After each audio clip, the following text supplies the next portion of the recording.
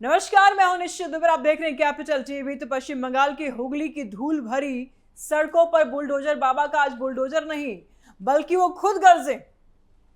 उनकी आवाज गूंजी, लाखों लोग सांस रोके उन्हें सुन रहे थे और ममता बनर्जी की टीएमसी पर एक एक करके हमले हो रहे थे। राम का नाम लेते ही ममता नाराज हो जाती हैं।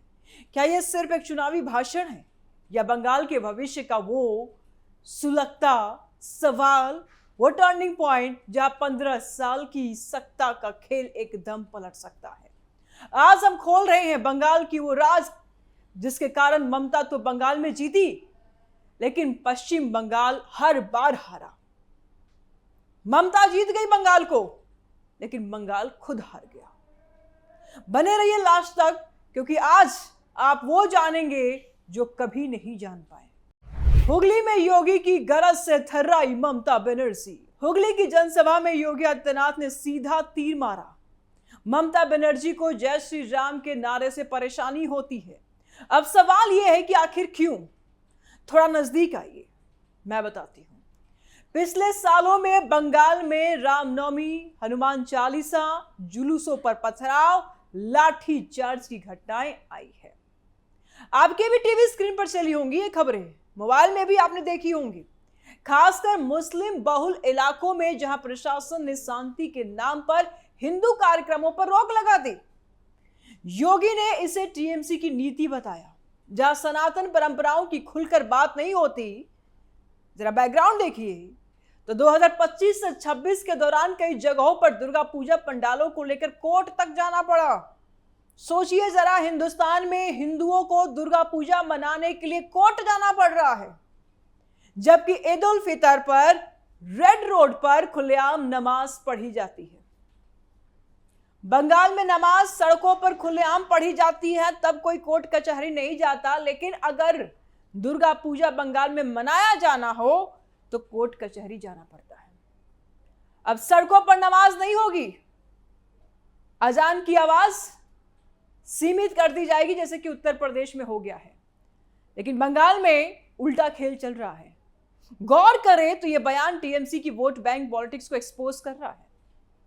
मुस्लिम वोटरों को खुश रखने के लिए हिंदू त्योहारों पर पाबंदी लगा दी गई, लेकिन राम भक्तों पर हमला सहन नहीं। क्या यह बंगाल की सेकुलर छवि को चोट पहुंचा रहा है?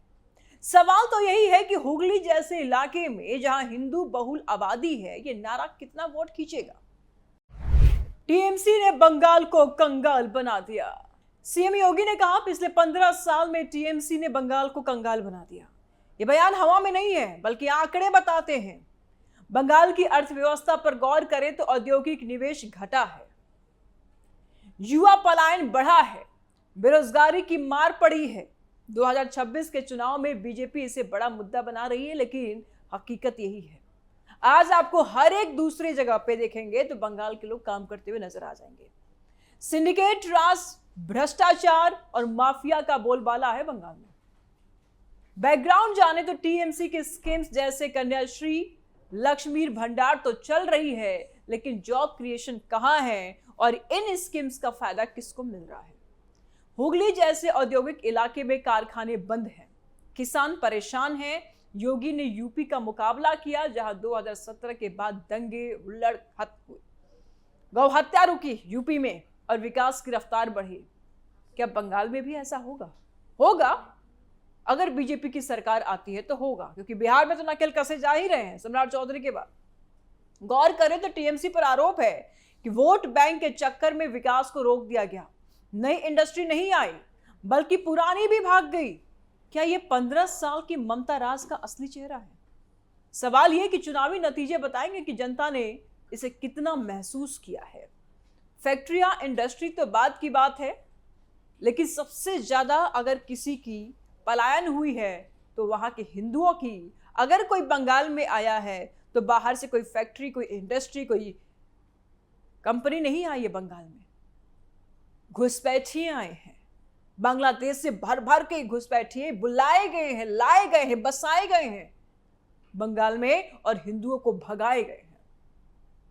विकास से कोई नाता नहीं है, दूर दूर तक कोई नाता नहीं है। और यही वजह है कि बीजेपी चाहे सीएम योगी आदित्यनाथ हो, जब बंगाल की धरती पर उतरते हैं और बंगाल के बदहालत को देखते हैं तो सिर्फ एक शब्द उनके मुंह से निकलता है कि बंगाल को कंगाल कर दिया।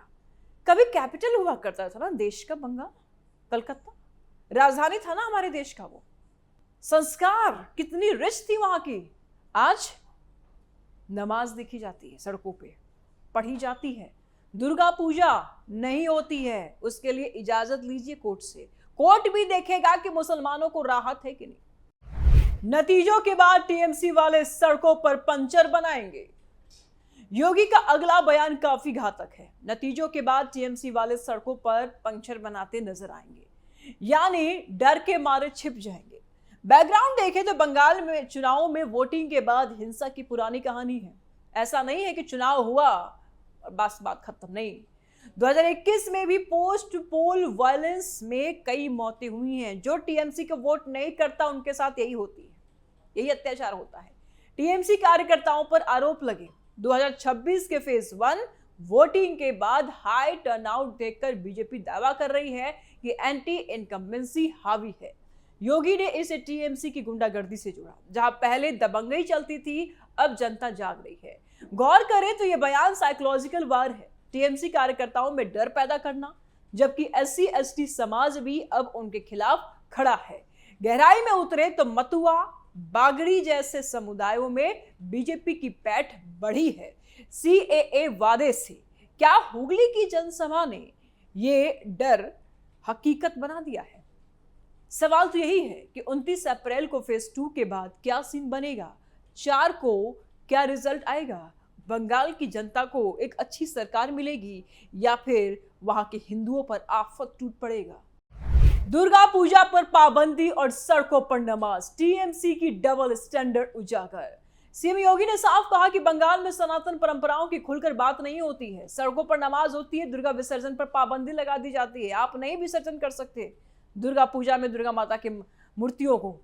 चलिए जरा उन घटनाओं पर भी नजर डालते हैं। 2019 से लेकर के 2025 तक कई बार दुर्गा पूजा इमर्सन पर मुहर्रम को देखते हुए टाइमिंग रिस्ट्रिक्शन लगे। कलकत्ता हाईकोर्ट ने कुछ मामलों में सरकारी आदेश रद्द कर दिए। वही ईद पर रेड रोड जैसी जगहों पर खुलेआम नमाज पढ़े जाते हैं। जरा सोचिए, सड़क से कौन नहीं जाता है? आपने कितने सारे लोगों को एक इमरजेंसी काम से रोक दिया और आप नमाज पढ़ रहे हैं। कौन प्रभावित हो रहा? आम जनता। बीजेपी का आरोप है कि टीएमसी डबल स्टैंडर्ड बरत रही है। योगी ने यूपी का उदाहरण दिया जहां यह सब बंद है। गौर करें तो यह बंगाल की सेकुलरिज्म की बहस को छेड़ रहा है। टीएमसी कहती है सबका साथ, लेकिन हिंदू त्योहारों पर कोर्ट जाना पड़ता है। ये कैसा साथ है ममता बनर्जी का? हिंदुओं के साथ कैसा न्याय है, कैसा संबंध है आपका? बनर्जी है ना आप, या उसमें भी कोई झोल है? हुगली जैसे इलाके में यह बयान कितना असर करेगा? सवाल तो यही है कि बंगाल की बहुलता वाली संस्कृति अब किस रास्ते जा रही है। सीएए का बंगाल से क्या रिश्ता? आगे बढ़ने से पहले जो नहीं जानते उनके लिए थोड़ा बता दे, सीएए 2019 क्या है, इसको थोड़ा आप समझिए, आगे की बात आपको और क्लियर हो जाएगा।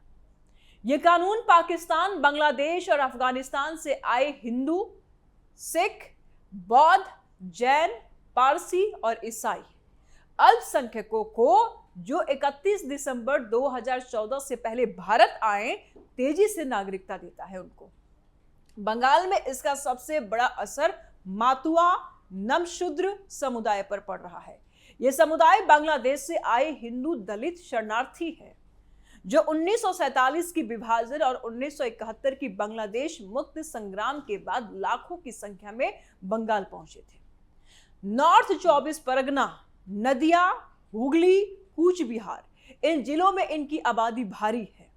करीब 3 करोड़ के आसपास, यानी कि बंगाल की सुप्रीम कोर्ट आबादी, यानी बंगाल की एससी आबादी का बड़ा हिस्सा। इनमें कई के पास दस्तावेज नहीं, पुरानी सरकारी रिकॉर्ड्स गुम हो चुके हैं और इसीलिए सालों से नागरिकता का झंझट इनके पास है। बीजेपी ने सीएए को इनके लिए बड़ा तोहफा बताया। 2019 से ही मतुआ वोट बीजेपी की तरफ झुके, लेकिन टीएमसी इसे विभाजनकारी कहकर विरोध करती रही। अब 2026 चुनाव के बीच केंद्र सरकार ने बंगाल में CAA पैनल्स बढ़ा दिए। पहले 2 थे, मार्च 2026 में 2 और बनाए गए क्योंकि आवेदनों की बाढ़ आ गई। सवाल ये है कि क्या ये पैनल्स असली राहत देंगे या सिर्फ चुनावी वादे हैं? मतुआ वोटरों पर CAA का डबल असर। बंगाल में स्पेशल इंटेंसिव रिवीजन यानी कि SIR हुआ, जिसमें लाखों नाम वोटर लिस्ट से कट गए। नॉर्थ 24 परगना में अकेले तकरीबन 3.25 लाख, गायघाटा में 16,222, बागदाह में 15,000 से ज्यादातर मातुआ परिवारों के नाम कटे। नदिया का कृष्णानगर, रानाघाट में 90% से ज्यादा स्क्रूटनी वाले नाम हटे। लोग डरे हुए हैं, क्या वो वोट नहीं डाल पाएंगे? बीजेपी का जवाब साफ है, घबराओ मत, CAA आएगा तो नागरिकता मिलेगी, वोटिंग राइट सुरक्षित है। पीएम मोदी ने बोंगाव, कृष्णानगर, पूर्वा वर्धमान में रैलियां निकाली और रैलियों में उन्होंने कहा, मतुआ नाम शूद्र भाई बहनों, CAA के तहत आपकी अर्जियां तेजी से निपटेंगे। बीजेपी सरकार बने तो सर्टिफिकेट बांटे जाएंगे। अमित शाह ने फेज 1 के बाद 110 सीटें जीतने का दावा किया और CAA का वादा दोहराया। मातुआ नेता शांतनु ठाकुर बंगाल के सांसद हैं। उन्होंने कहा कि अगर 50 लाख घुसपैठिए हटे तो 1 लाख मातुआ नाम कटने पर भी फर्क नहीं पड़ेगा। CAA सब ठीक कर देगा और ये डिलीशन CAA को और मजबूत बना रहा है। मतुआ अब CAA पर निर्भर है, वोट कटे तो भी नागरिकता का सहारा। लेकिन TMC कह रही है कि बीजेपी जानबूझकर मतुआ वोटर हटा रही है ताकि मुस्लिम बहुल इलाकों में फायदा हो। सवाल तो यही है कि 29 अप्रैल के फेज 2 वोटिंग में मतुआ बहुल सीटों पर क्या होगा। लव जिहाद और लैंड जिहाद करवाती है TMC। योगी का अगला आरोप और गंभीर है। बंगाल में लव जिहाद और लैंड जिहाद जैसी घटनाओं पर TMC चुप रहती है। 2026 कैंपेन में अमित शाह से लेकर समीक भट्टाचार्य तक बीजेपी ने इसे बार बार उठाया, यहां तक कि CM योगी ने भी। लव जिहाद के केस जहां हिंदू लड़कियों के कन्वर्जन, जबरन शादी के आरोप लगे। लैंड जिहाद में सीमा पार से आए लोगों द्वारा जमीन कब्जे के मामले हैं। TMC इन्हें कम्युनल बताकर खारिज करती है, लेकिन बीजेपी कहती है कि वोट बैंक की वजह से चुप्पी है। गौर करें तो बंगाल बांग्लादेश बॉर्डर पर इन्फिल्ट्रेशन का मुद्दा पुराना है। CAA को लेकर के मतुआ वोट प्रभावित होगा। योगी ने इसे TMC की कमजोरी बताया। क्या ये बंगाल की डेमोग्राफी चेंज की कहानी है? सवाल यही है कि जनता इसे कितना मानती है। जाति समीकरण बिगाड़ेगा खेल। योगी ने दावा किया SC/ST समाज भी TMC के खिलाफ है। बैकग्राउंड जाने तो TMC ने 60 दिन का आउटरीच प्रोग्राम चलाया 84 सीटों पर, लेकिन मतुआ, बागड़ी, कुड़मी जैसे समुदायों में नाराजगी दिखी। मतुआ पहले TMC के साथ थी, CAA वादे से बीजेपी की तरफ बढ़े। गौर करें तो 68 SC, 16 ST रिजर्व सीटों पर यह वोट डिसाइडिंग है। TMC वेलफेयर स्कीम्स पर भरोसा, लेकिन बीजेपी लॉ एंड ऑर्डर, भ्रष्टाचार पर हमला। बंगाल में सैंड माफिया, गौ हत्या, महिलाओं पर अत्याचार के आरोप भी लगे हैं TMC के ऊपर। पूरी तस्वीर अगर देखें तो 2026 चुनाव में बंगाल उबल रहा है। फेज 1 हाई टर्नआउट रहा। बीजेपी 110 सीटों का दावा कर रही है, जबकि TMC 125 की दावा कर रही है। भ्रष्टाचार, जॉब्स, इन्फिल्ट्रेशन ये बड़े मुद्दे हैं।